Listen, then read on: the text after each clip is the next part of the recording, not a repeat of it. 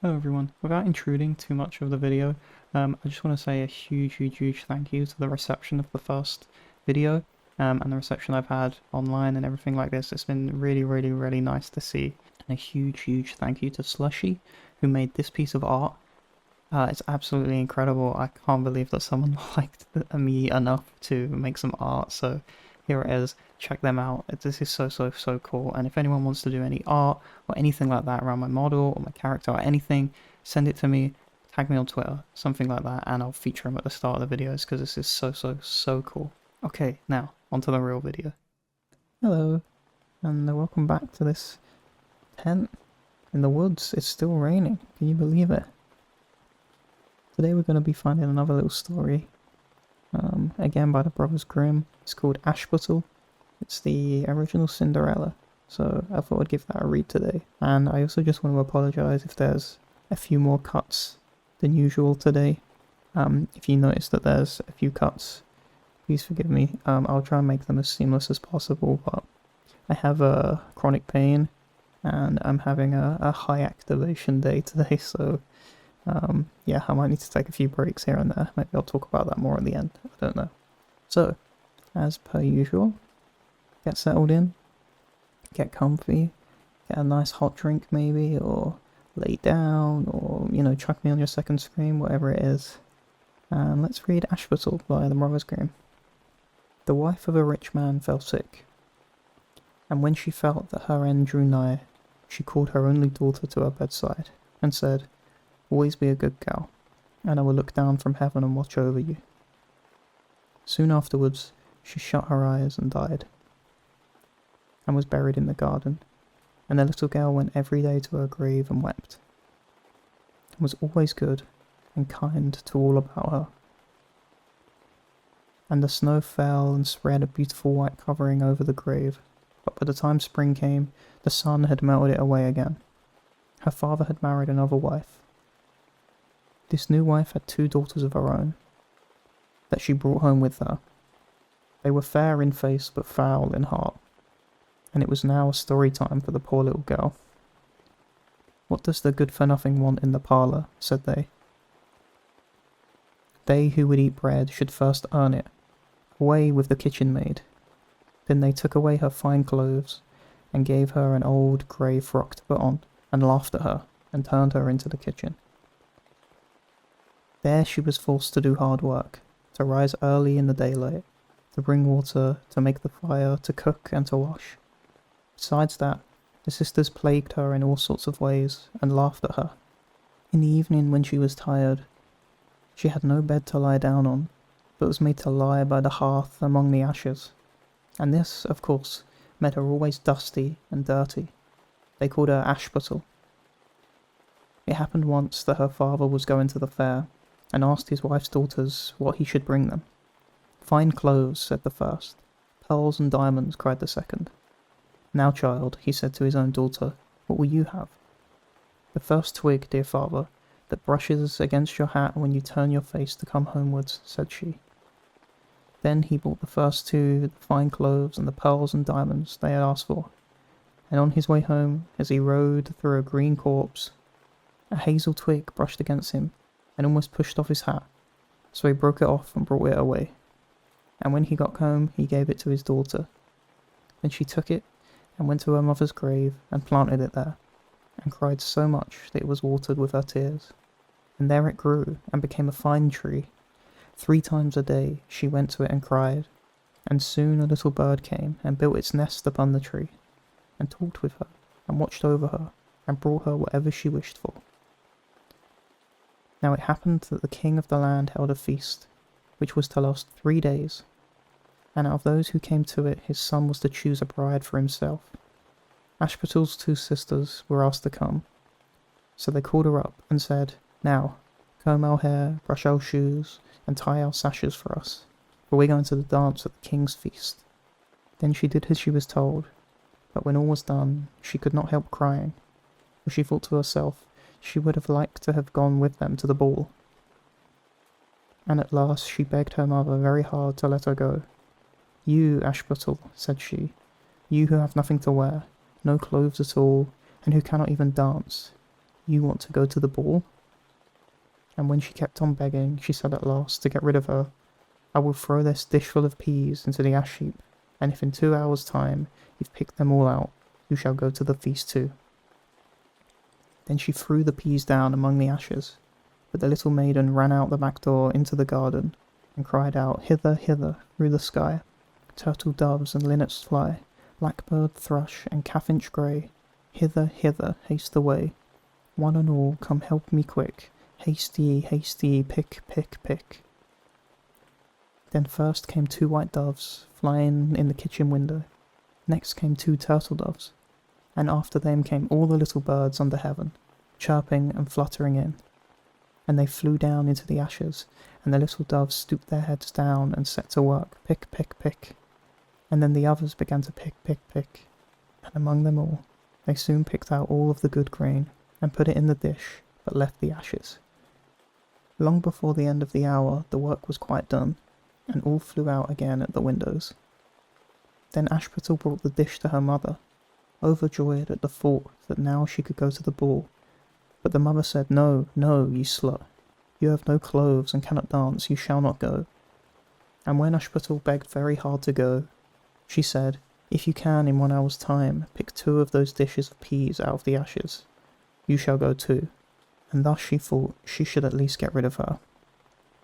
So she shook 2 dishes of peas into the ashes, but the little maiden went out into the garden at the back of the house and cried out as before, "Hither, hither, through the sky, turtle doves and linnets fly, blackbird, thrush, and chaffinch gay, hither, hither, haste away, one and all, come help me quick, haste ye, pick, pick, pick." Then first came 2 white doves in the kitchen window, next came 2 turtle doves, and after them came all the little birds under heaven, chirping and hopping about. And they flew down into the ashes, and the little doves put their heads down and set to work, pick, pick, pick. Then the others began, pick, pick, pick, and they put all of the good grain into the dishes and left all the ashes. For half an hour's time all was done, and out they flew again. And then Ashputtel took the dishes to her mother, rejoicing to think that she would now go to the ball. But her mother said, "It is all of no use, you cannot go. You have no clothes, you cannot dance, and you would only put us to shame." And off she went with her 2 daughters to the ball. Now when all were gone, and nobody left at home, Ashputtel went sorrowfully and sat down under the hazel tree, and cried out, "Shake, shake, hazel tree, gold and silver over me." Then her friend the bird flew out of the tree, and brought a gold and silver dress for her, and slippers of spangled silk. And she put them on, and followed her sisters to the feast. But they did not know her, and thought it must be some strange princess. She looked so fine and beautiful in her rich clothes, that they never once thought of Ashputtel, taking it for granted that she was safe at home in the dirt. The king's son soon came up to her, and took her by the hand and danced with her, and no one else. And he never left her hand, but when anyone else came to ask her to dance, he said, "This lady is dancing with me." Thus they danced till a late hour of the night, and then she wanted to go home, and the king's son said, "I shall go and take care of you to your home," for he wanted to see where the beautiful maiden lived. But she slipped away from him, unawares, and ran off towards home. And as the prince followed her, she jumped into the pigeon house and shut the door. Then he waited till her father came home, and told him that the unknown maiden, who had been at the feast, had hid herself in the pigeon house. But when they had broken open the door, they found no one within. And as they came back into the house, Ashputtel was lying, as she always did, in her dirty frock by the ashes, and her dim little lamp was burning in the chimney, for she had run as quickly as she could through the pigeon house and onto the hazel tree, and had taken off her beautiful clothes and put them beneath the tree, that the bird might carry them away, and had lain down again amid the ashes in her grey little frock. The next day, when the feast was again held, and her father, mother, and sisters were gone, Ashputtel went to the hazel tree, and said, "Shake, shake, hazel tree, gold and silver over me." And the bird came and brought a still finer dress than the one she had worn the day before, and when she came in it to the ball, everyone wondered at her beauty, But the king's son, who was waiting for her, took her by the hand and danced with her. And when anyone asked her to dance, he said as before, "This lady is dancing with me." When night came and she wanted to go home, and the king's son followed her as before, that he might see into what house she went, but she sprang away from him all at once into the garden behind her father's house. In this garden stood a large, fine pear tree, full of ripe fruit, and Ashputtel, not knowing where to hide herself, jumped up into it without having been seen. Then the king's son lost sight of her, and he could not find out where she was gone, but waited till her father came home and said to him, "The unknown lady who danced with me has slipped away, and I think she must have sprung into a pear tree." The father thought to himself, "Can it be Ashputtel?" So he had an axe brought, and they cut down the tree, but found no one upon it. And when they came back into the kitchen, there lay Ashputtel among the ashes, for she had slipped down on the other side of the tree, and carried her beautiful clothes back to the bird of the hazel tree, and then put on her little grey frock. On the third day, when her mother and father and sisters were gone, she went again into the garden, and said, "Shake, shake, hazel tree, gold and silver all over me." Then her kind friend the bird brought a dress still finer than the former one, and slippers which were all of gold, so that when she came to the feast, no one knew what to say, for wonder at her beauty. And the king's son danced with nobody but her, and when anyone else asked her to dance, he said, "This lady is my partner, sir." When night came, she wanted to go home, and the king's son would go with her, and said to himself, "I will not lose her this time." But, however, she again slipped away from him, though in such a hurry that she dropped her left golden slipper upon the stairs. The prince took the shoe, and went the next day to the king, his father, and said, "I will take for my wife the lady that this golden slipper fits." Then both the sisters were overjoyed to hear it, for they had beautiful feet, and no doubt they could wear the golden slipper. The eldest first went into the room where the slipper was, and wanted to try it on, and the mother stood by. But her great toe could not get into it, and the shoe was altogether much too small for her.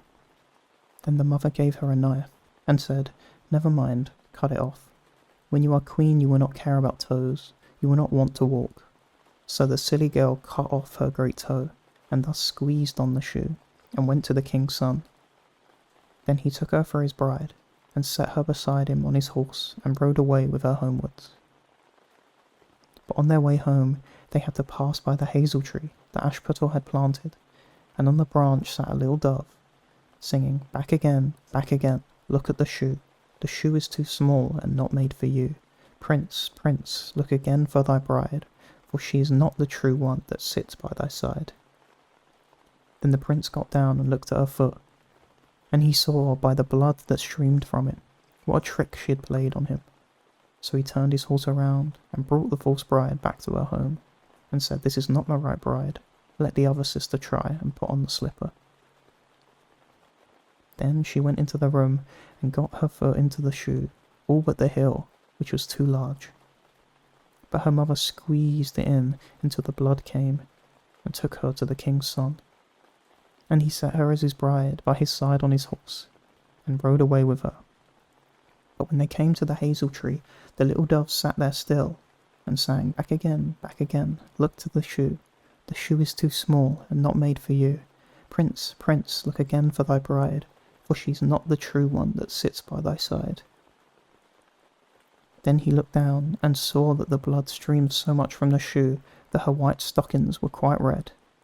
So he turned his horse and brought her also back again. "This is not the true bride," he said to the father. "Have you no other daughters?" "No," said he, "there's only a little dirty Ashputtel here, the child of my first wife. I am sure she cannot be the bride." The prince told him to send her, but the mother said, No, she's much too dirty. She would not dare to show herself." However, the prince would have her come, and she first washed her face and hands, and then went in and curtsied to him, and he reached her to the golden slipper. Then she took her clumsy shoe off her left foot, and put on the golden slipper, and it fitted her, as if it had been made for her. And when he drew near and looked into her face, he knew her, and said, "This is the right bride." But the mother and both the sisters were frightened, and turned pale with anger, as he took Ashputtel on his horse and rode away with her. And when they came to the hazel tree, the white dove sang, "Home, home, look at the shoe. Princess, the shoe was made for you. Prince, prince, take home thy bride, for she is the true one that sits by thy side."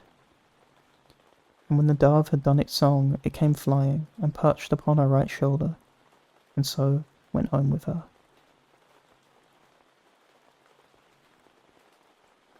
And with that, once again the story fades away, and we're left with just the sound of the rain. I never realised how creepy that story was. It's a bit more gory than I expected. Once again, we'll spend a little bit of time just sitting in the rain.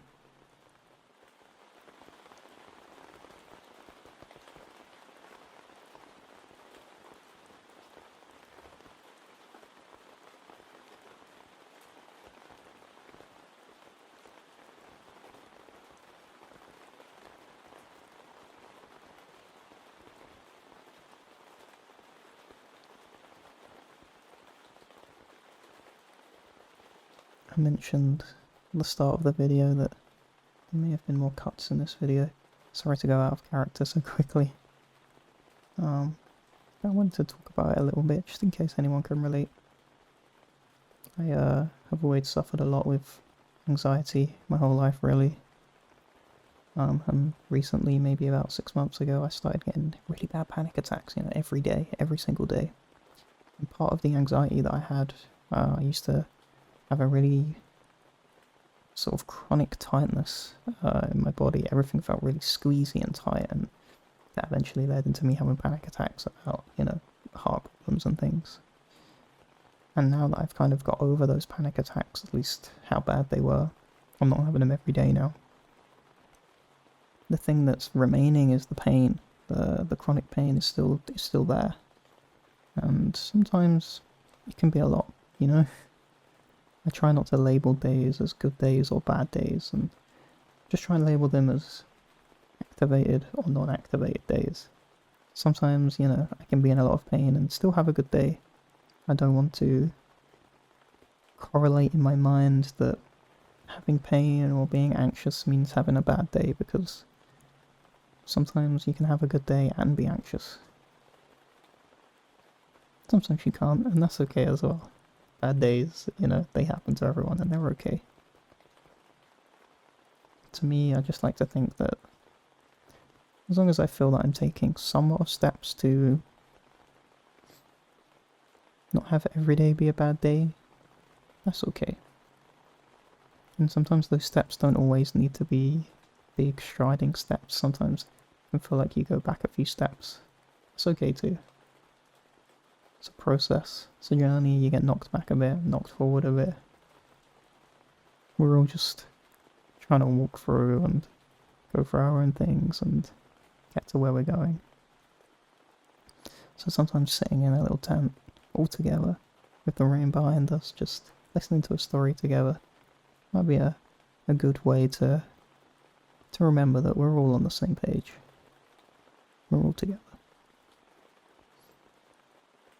So thank you once again for sitting down and sharing this story with me, sharing this moment, sharing the tent and the rain. I really enjoy doing this, and I've got some really, really nice comments. I really didn't expect so many people to be commenting, so it's really, really cool. See you in the next one. Goodbye.